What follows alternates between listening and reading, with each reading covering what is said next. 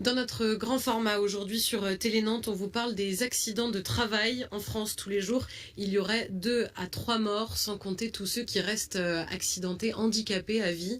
Samedi, une marche sera organisée à Saint-Colomban en leur mémoire. Bonsoir Claudine Duchesne. Bonsoir Maëlle. Vous en êtes à l'initiative. Vous faites partie du collectif Famille Stop à la mort au travail. Et Patrice Brisson qui est également en direct avec nous à distance. Bonsoir, vous êtes secrétaire général de la FNAT, l'association des accidentés de la vie, notamment en Loire-Atlantique, également sur une partie de la Bretagne. Je reviens vers vous d'ici quelques instants, Patrice Brisson, mais tout d'abord, Claudine Duchesne, vous avez perdu votre mari il y a un petit peu plus de 2 ans, c'était en décembre 2021. Il est parti au travail, votre mari, il n'est pas revenu. Qu'est-ce qui s'est passé? Est-ce que 2 ans après, vous en savez plus? Non, je n'ai aucune explication. Il est juste parti au travail, il n'est pas rentré. C'était une journée qui devait être une journée ordinaire de maintenance, comme il en avait eu un peu l'habitude d'effectuer ces dernières années au sein de cette entreprise. Et puis, dans la matinée, c'est l'accident. L'accident, avec tout ce qui s'ensuit, bien sûr, on m'avise de cet accident. Moi, j'y crois pas, bien sûr. Je pense que c'est un accident dont on se répare un petit peu. On va à l'hôpital, ils vont nous soigner, ils vont me le rendre. Et puis, c'est pas ça du tout, quoi. C'était un très grave accident. Et il s'en est pas sorti. Il est décédé après 6 jours de coma. Il a été écrasé par une machine. Alors, il effectuait une maintenance sur une grosse machine, apparemment. Je ne visualise pas la machine. J'ai même pas envie encore aujourd'hui de la visualiser. Et il a été retrouvé seul, en fait, en arrêt cardio-respiratoire. D'habitude, il travaille en binôme sur ce genre de journée de maintenance, mais là, il était retrouvé seul. Il faut savoir aussi que normalement, les machines sont à l'arrêt total. Or là, s'il a été retrouvé inconscient sous une machine qui fonctionnait, c'est que la machine s'était remise en route. Donc voilà, je n'ai pas de réponse à toutes ces questions. Les enquêtes ont été menées, elles en diront plus quand j'y aurai accès. Est-ce qu'il y a une procédure aujourd'hui qui est en cours? Non. Là, la seule procédure, c'est que je suis dans l'attente en fait, des résultats de ces 2 enquêtes. Un procès a été déposé au parquet de Nantes. Maintenant, j'en comprends qu'il faudrait que j'attende que le procureur nomme un juge pour commencer à instruire l'affaire et éventuellement me contacter. Et là, j'aurai accès au dossier des enquêtes. Là, je verrai ce qui s'est un peu passé, même si je n'aurai pas des réponses à toutes les questions. Mais au moins, on y verra plus clair. Parce qu'au jour d'aujourd'hui, je ne sais même pas l'heure à laquelle il a été accidenté.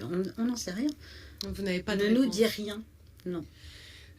Ces délais, justement, on va en parler notamment avec Patrice Brisson. Patrice Brisson, vous accompagnez juridiquement ces accidentés au travail. Combien de personnes vous suivez en Loire-Atlantique? Alors en Loire-Atlantique, on a 900 adhérents dans l'association. Donc nous, on rayonne sur le Morbihan et sur le Finistère également, en ce qui concerne donc le groupement, la partie locale. Et on traite une centaine de dossiers sur la Loire-Atlantique chaque année. Ce sont des personnes qui ont été blessées. On ne parle pas là des personnes qui sont malheureusement décédées sur le lieu de travail? Alors, on a les deux cas, malheureusement. On a des personnes qui sont décédées. Et quand j'entends Madame, alors je n'ai pas retenu son nom, mais Madame expliquer que ça fait 2 ans que l'accident est intervenu, qu'aujourd'hui, l'affaire est devant le parquet de Nantes. Malheureusement, les délais qui sont impartis pour traiter ce genre d'affaires sont très, très longs. Alors, moi, j'ai un exemple justement d'un dossier actuellement en cours devant le parquet de Nantes. C'est un accident qui a eu lieu sur l'usine de Cordemais, donc pas très loin de Nantes, le 10 novembre 2015. Ça va faire bientôt 10 ans. Et malheureusement, l'affaire n'est toujours pas appelée en procédure correctionnelle. Des délais Donc, de traitement, on a fait parallèlement des délais de traitement Pardon, qui sont très longs. Claudine Duchesne, aujourd'hui, est-ce qu'on sait estimer le nombre de morts au travail tous les ans? Vous êtes renseignée, vous avez intégré un collectif de familles. Ce sont des histoires comme la vôtre? Oui. Voilà. En fait, il y a quelqu'un qui recense les morts au travail depuis quelques années. Il s'appelle Mathieu Lépine. Il est professeur d'histoire en Seine-Saint-Denis et il s'est intéressé à ce phénomène.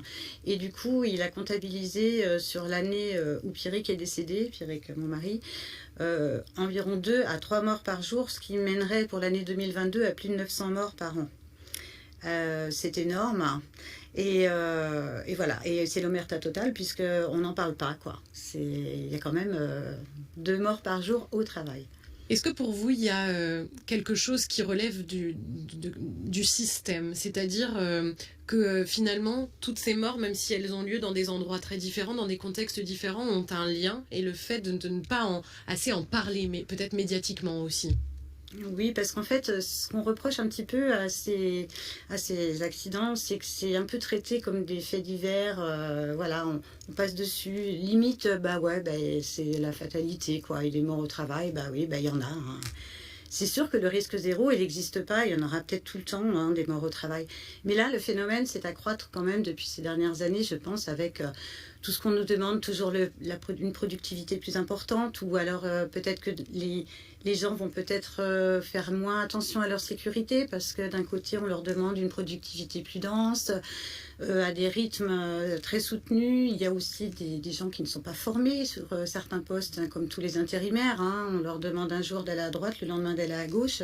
Est-ce qu'ils ont le temps d'intégrer bien toutes les normes de sécurité liées au poste qu'on leur donne? C'est pas sûr. Enfin, il y a vraiment un travail à faire là-dessus, hein. Et alors les jeunes, c'est encore pire, hein. Oui, il y en a beaucoup malheureusement. Les apprentis, ouais, oui. Patrice Brisson, pour vous aujourd'hui, il y a également un autre sujet, c'est la grande injustice entre le traitement, l'indemnisation notamment d'un accident qui se passe sur son lieu de travail et d'un accident de droit commun. Tout à fait. Oui, effectivement, il faut savoir quand même que, en fait, la loi qui a initié donc l'indemnisation des victimes du travail date de 1898. Ah ben, vous avez l'exemple justement de 1898 et depuis, elle n'a quasiment pas évolué. Le constat à l'époque était à partir du moment où un accident avait eu lieu au temps et au lieu du travail, on ne recherchait pas spécialement la responsabilité de l'employeur, on indemnisait la victime et en fait c'était une indemnisation forfaitaire. Vous voyez sur le tableau, il y a donc une partie vous avez donc la partie accident de travail, la victime d'un accident de travail qui percevrait une rente annuelle, lui, de 38 578 €. Et si cette personne avait eu un accident, style accident de circulation, elle percevrait 9 871 000 plus une rente annuelle de 153 000 €. Différence qui est énorme aujourd'hui, Patrice Brisson. Est-ce que la loi est en train d'évoluer à ce sujet? Ça paraît hallucinant. Alors justement, la loi, on espère, va évoluer parce qu'aujourd'hui, ce n'est pas la loi, c'est la jurisprudence, notamment de la Cour de cassation, qui a permis en janvier 2023, pardon, de pouvoir indemniser les victimes du travail pour le déficit fonctionnel permanent, qui aujourd'hui était imbriqué dans l'indemnité forfaitaire, donc qui est versée sous la forme d'une rente. Et là, ça nous permet aujourd'hui de demander une indemnisation à ce titre. Claudine Duchesne, vous rapidement, qu'est-ce que vous demandez aujourd'hui? Eh bien, moi, je demande que ces accidents soient mieux traités, en fait, hein, qu'on leur donne de la visibilité. C'est ce qu'on va essayer de faire en effectuant la marche samedi qui a lieu dans ma commune.